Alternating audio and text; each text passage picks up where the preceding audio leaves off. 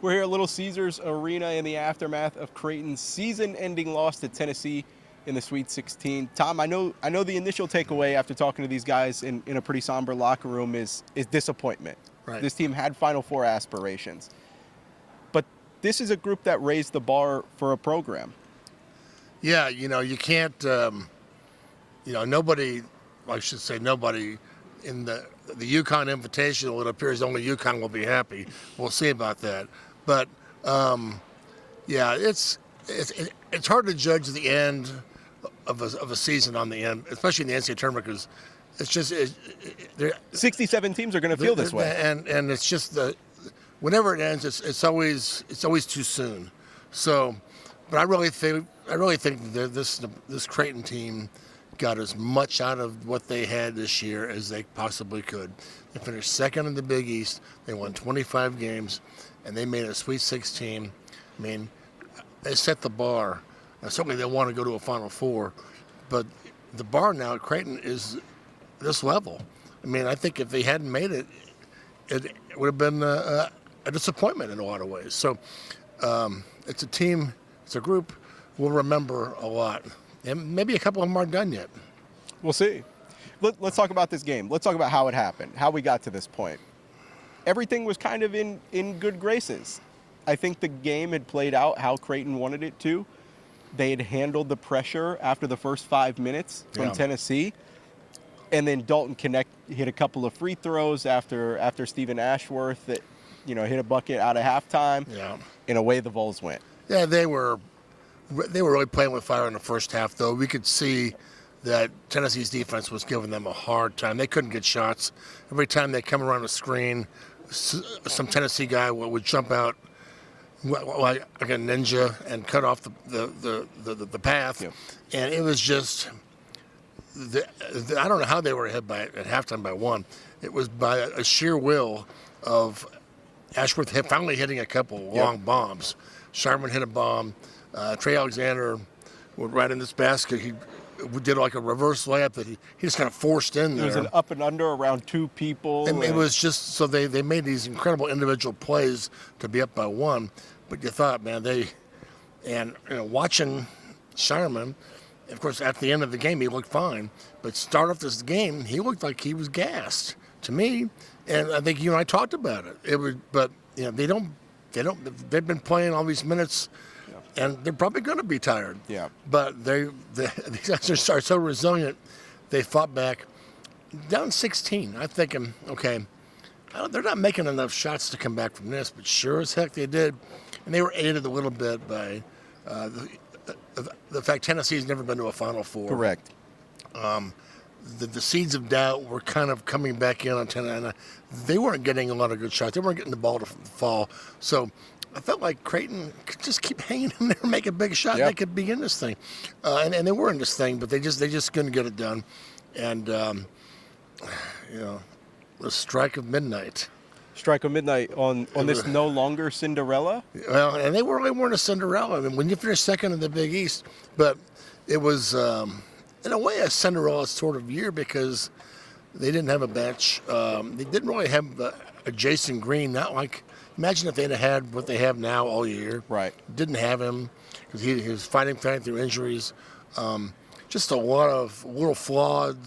They had to hit shots and they had the individual efforts and they were fun. They were just fun to. Yeah. They gave us a great moment against UConn. Yeah. And they gave us a great moment against Oregon. There's just a lot of. This team will be remembered very, very fondly by all. This will be one of the favorite Creighton teams, but for a lot of people. Yeah, no, absolutely. And I think, you kind of saw how much not only they have meant to this program, but how much this program has meant to them in those final moments. Yeah. Greg McDermott checks them out. Trey Alexander, Ryan Kalkbrenner, and Baylor Shireman all walk to the end of the bench. Tears welling in their eyes, and they all just share that one final embrace. Yeah, these are the hard Creighton times that I've seen a couple. The San Antonio with the Doug McDermott team. They were just devastation in that locker room. Nobody could talk. A year ago, when you saw Sharman coming off the court in tears, Ryan Nemhard's the foul that nobody could understand. That locker room was hard to deal with. But I really feel like these guys got as much out of everything out of this season that they could, and there's a lot to be proud of. And now that they've got to reload, and maybe they'll get to do it with Kalkbrenner and Ashworth. We'll see. Right. There's a lot of decisions. It'll be an interesting April and May of the NBA combine season. But there's every reason to believe that those two could come back, but they'd have to replace a lot of scoring. I expect Alexander to move on, right, and Shireman certainly. But it's that's the future.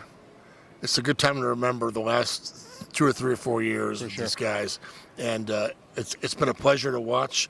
This is your first year. You got to come in and it's been a heck of a first season. See what it's all about. Yeah, this is Creighton basketball is a real treasure for the city of Omaha, and guys like me who get to wear these crazy sport coats and spill stuff all over my shirt, and get to watch the best basketball you'll ever see in Omaha. This has been the golden age of Creighton basketball in a lot of ways. 3 Sweet 16, an Elite 8, and knocking on the door again. I can't wait to see what's next. I want to talk about the locker room for a little bit because it was a lot different than I'd imagined. Yeah, I didn't get to go in. I didn't get to go in. So it was more so stunned. I talked to Trey Alexander. I talked to Ryan Kalkbrenner. I talked to Baylor Shireman. Yeah. And each one of them, in one way or another, said it hasn't set in yet. No, it will in a couple of days. It will. But right now, it is not set in. It will, and I think the expectation. They're so close last year, and in 2014 they had an expectation of doing all this. Right. I really don't feel like this season got cut short that much. I feel like you're playing. Tennessee has got all this advantage on them, and then you have to play Zach Edey basically on sort of a home court deal, and here in the Big Ten country. It would have been a lot of heavy lifting. I would have loved to see that game, but I'm sure they're crushed. But again, he recruits guys that have a good perspective. I'm sure they'll handle this well. And again, I don't know if crushed is the right response. I don't know. Those guys know better than I do. But I felt like, again, they got everything out of the season that they could. I think so too. You got any last thoughts on this season, Tom? I think we touched just on a little bit of everything. Yeah, it's just a pleasure to be around this program, and I'm, Greg McDermott is a good guy to cover, and he gives you good answers, and he recruits guys you want to be around, and the basketball is exciting. It's in a lot of ways cutting edge offense. I can't wait till next year. Yeah. It should be a good one. I had a heck of a first year on the beat. Thanks for helping me get through it. You bet. Thanks everybody for following along. You did a great job. That's gonna wrap things up from the weekend in Detroit. He's Tom Shatel. I'm John Walker, signing off from Detroit for the Omaha World-Herald.